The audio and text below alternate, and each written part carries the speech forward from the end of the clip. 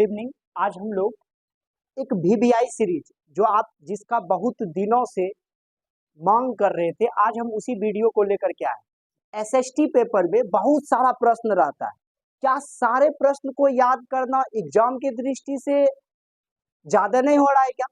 उसको हम कम करके पूरे इकोनॉमिक्स का एक सीरीज बनाया है, पूरा पॉलिटिकल का एक सीरीज बनाया है, पूरा ज्योग्राफी का एक सीरीज बनाया है और पूरे हिस्ट्री का एक सीरीज बनाया है, जिसमें मिनिमम प्रश्न जो आपके एग्जाम में पूछने की गारंटी। और यह भी हम दिखाए हैं इस क्वेश्चन को किस ईयर में पूछा गया है, और इसका वादा करते गारंटी करते हैं यह क्वेश्चन आपको इस बार 2025 में पूछेगा। आप जरूर इस सीरीज को अपना एक अलग सा कॉपी बना करके ऐड करते चल जाइएगा। मेरा यदि मानते हैं ना, तो आपको एग्जाम में एसएसटी का एक भी ऐसा प्रश्न नहीं होगा जो कि छूट जाएगा। बहुत कम प्रश्न में आपका सारा क्वेश्चन बन जाएगा। चलिए आज हम लोग स्टार्ट करते हैं। हम लोगों का क्या है, ये हम लोग जो आज स्टार्ट करने जा रहे हैं ना, ये हम लोगों का है इकोनॉमिक्स का। किसका है? Economics class 10th VVI subjective प्रश्न। ये सीरीज ऑब्जेक्टिव का नहीं है, यह सीरीज सब्जेक्टिव प्रश्न का है ना। 2025 परीक्षा इससे बाहर एक भी प्रश्न नहीं आएगा, ये हम आपको गारंटी देते हैं। लेकिन सारे पार्ट का क्वेश्चन आपके कॉपी में होना चाहिए, और इस तरीका से बताएंगे ना आपको याद हो जाएगा देखने के साथ। बिहार बोर्ड क्लास 10 10 वर्षों से पूछा जा रहा है ये प्रश्न, शॉर्ट प्रश्न, इससे बाहर नहीं। जो सीरीज आप देख रहे हैं इससे बाहर नहीं आएगा, आपको हम दिखाने जा रहे हैं। चलिए हम लोग अभी स्टार्ट करते हैं। इसमें पहला जो क्वेश्चन है ना, यह क्वेश्चन है अर्थव्यवस्था किसे कहते हैं। और इस क्वेश्चन का खास बात जानिए, ये क्वेश्चन 2012, 14, 18, 19 और 22 में पूछा है। 23, 24 छोड़ा है, याद रखिएगा 25 में पूछवे करेगा, है ना। तो चलिए सबसे पहला जो क्वेश्चन है हम लोग का, अर्थव्यवस्था किसे कहते हैं। आखिर अर्थव्यवस्था होता क्या है, तो समझिएगा। किसी भी देश या राज्य की अर्थव्यवस्था वह तंत्र या ढांचा है जिसके आधार पर मानवीय आवश्यकताओं की संतुष्टि के लिए वह अपने संसाधनों का प्रयोग करता है। अब इसको, ये तो एक लिखा हुआ भाषा है, भूल जाइए इस भाषा को। इस भाषा को हम समझाते हैं। जिस संसाधन का प्रयोग आप पैसा कमाने के लिए करते हो ना, वही आपका अर्थव्यवस्था है। अर्थव्यवस्था को दूसरे भाषा में आर्थिक व्यवस्था भी कहते हैं। आर्थिक व्यवस्था आप किस पर डिपेंड हो। मान लेते हैं एक दूध वाला व्यक्ति है और वह एक गाय से पर डे कुछ ना कुछ दूध निकाल करके कमाता है, तो वह उसका क्या हो गया? आर्थिक आधार हो गया। वह उसका संसाधन हो गया जिसका प्रयोग कर वह कुछ ना कुछ पैसा कमा रहा है। जिस भी संसाधन का प्रयोग करके आप कुछ पैसे और अपने जीविका को चला रहे हैं ना, उसी को हम लोग क्या कहते हैं?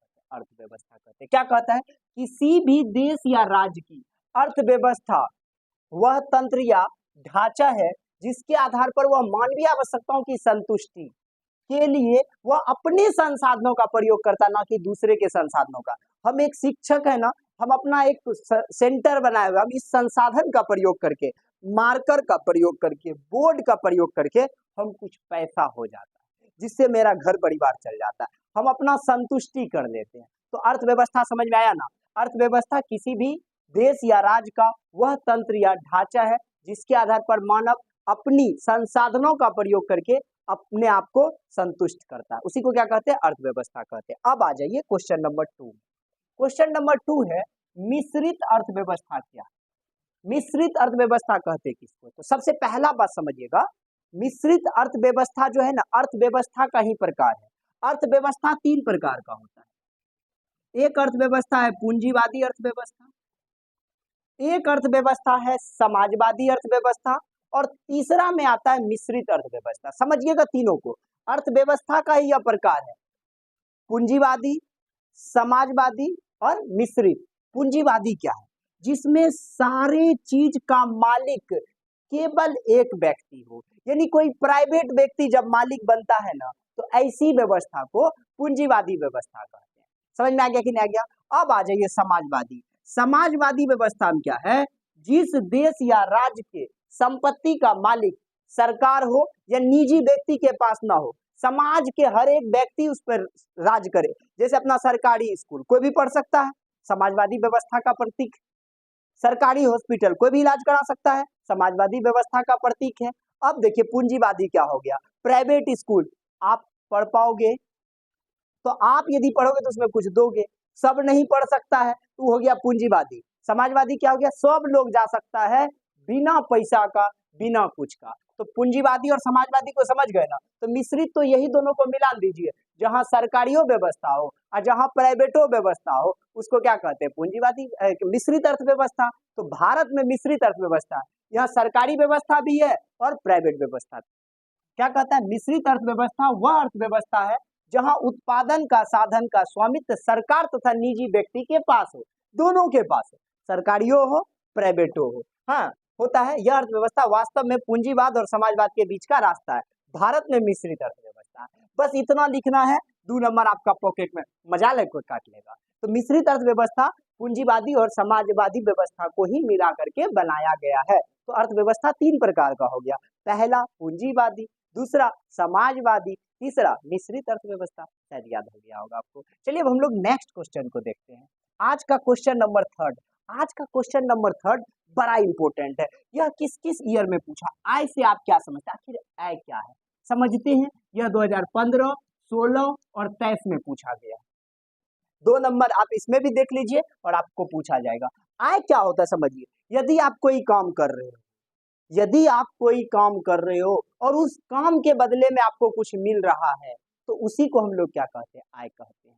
आपका इनकम, काम के बदले कुछ तो मिलेगा ना, मिलेगा कि ना, तो आपका आय क्या कहता है, जब कोई व्यक्ति किसी प्रकार का शारीरिक या मानसिक कार्य करता है, तो उस व्यक्ति को उस कार्य के बदले मिलने वाली पारिश्रमिक आय कहलाती है। जो भी चीज मिल जाए, हम टीचर हैं, मेरा कुछ मासिक वेतन है, कुछ कोर्स का फी है, जो मिल गया वही मेरा आय है।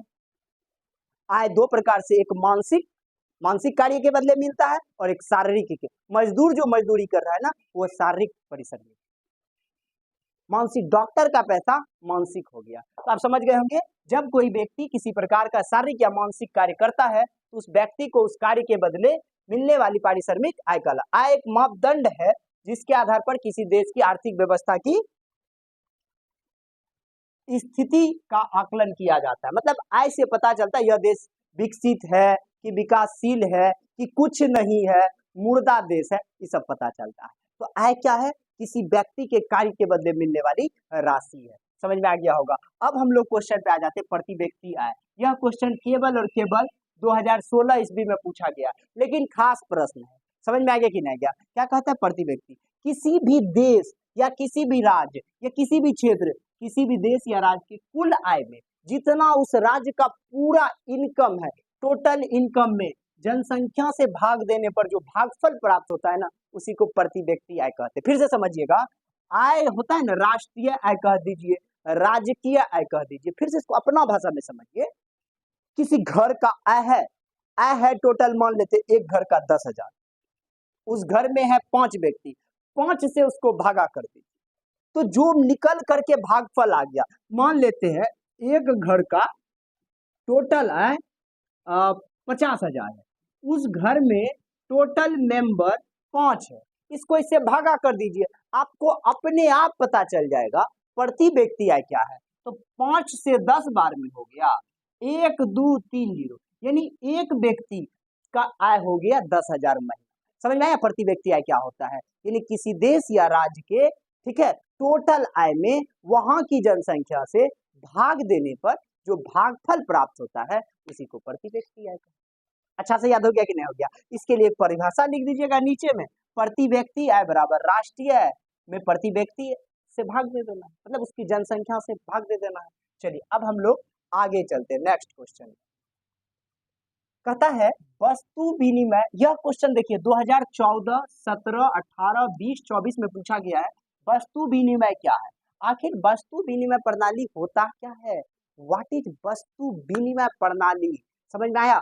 अब बताते हैं, पहले के प्रथा में होता क्या था, एक वस्तु देते थे और दूसर वस्तु ले लेते थे, एक वस्तु दिए और दूसर वस्तु ले लिए। जैसे आप लोग देखे होंगे, भुट्टा दे करके बर्फ लेते थे कि नहीं। हर एक माल वाला आया, कोनो मम्मी का कुछ हो, पापा का कुछ हो, चोरा करके दे दिए, संपापड़ी ले लिए। ये भी वस्तु विनिमय प्रणाली का। पहले क्या होता था, गाय के बदले में लोग 5 ठो बकरी ले लेता था, क्योंकि पैसा तो था नहीं। वस्तु के बदले में ही वस्तु का अदल बदल वस्तु विनिमय प्रणाली कहलाता है। एक वस्तु दे करके दूसरा वस्तु लेना ही वस्तु विनिमय प्रणाली कहलाता है। बात समझ में आया या नहीं आया। वस्तु विनिमय प्रणाली क्या है? एक वस्तु के बदले में दूसरे वस्तु का आदान प्रदान, लेना देना वस्तु विनिमय प्रणाली कहता है। समझ में आ गया होगा। इसमें काफी समस्या होता था, समय और वस्तु रहते हुए लोगों को मुसीबत से लड़ना पड़ता था। अब मेरे पास गाय है, हमको चाहिए 4 ठो खस्सी, अब खस्सी लेंगे कैसे? अगला को गाय का जरूरत है नहीं, तो मुसीबत में पड़ जाते थे। तो ऐसी स्थिति में लोग काफी परेशान होते थे। समझ में आ गया कि नहीं आ गया? तो वस्तु विनिमय प्रणाली लोगों को काफी ज्यादा परेशान किया था। लेकिन उस समय अभी भी देखते हैं गांव सब में बहुत ज्यादा चलता है, धान लेकर के लोग दुकान चल जाता है, उधर से 2 साबुन लेकर के आ जाता है। वस्तु दिए, वस्तु लिए, पैसा तो दिए नहीं, लेकिन अब हम लोग वस्तु विनिमय प्रणाली को छोड़ करके मौद्रिक प्रणाली पे आ गए। मौद्रिक से भी अब हम लोग कार्ड पे चले गए, डेबिट कार्ड, क्रेडिट कार्ड, वहां से भी हम लोग एटीएम पेटीएम पे पहुंच गए हैं। समझ में आ गया कि नहीं आ गया? तो बहुत ज्यादा हम लोग डेवलप किया। परिभाषा को समझिएगा, विनिमय की वह प्रणाली जिसमें एक वस्तु के बदले में दूसरी वस्तु का आदान प्रदान होता हो, उसे वस्तु विनिमय प्रणाली कहते हैं। कहा जाए कि किसी एक वस्तु का किसी दूसरे वस्तु के साथ बिना मुद्रा का, पैसा नहीं, के प्रत्यक्ष रूप से लेन देन वस्तु विनिमय प्रणाली कहलाता है। यह प्राचीन समय में होता था, लेकिन यह काफी नुकसानदायक तो नहीं कहिए, परेशानदायक ज्यादा। नुकसान तो नहीं होता था, लेकिन परेशान खूब करता था। शायद यह वीडियो आपको समझ में आ गया होगा। जरूर इसको कम से कम 2-4 आदमी को शेयर कीजिएगा। जम करके इस चैनल पे आप लोग जुड़िए। हम आपको वादा दिलाते हैं, बिहार का सबसे बेस्ट चैनल बनाने में इसका आप सहयोग कीजिए मेरा। समझ में आ गया कि नहीं आ गया? आपका सहयोग हमको बड़ा बनाएगा, आपको भी बड़ा बनाएगा। मिलते हम लोग।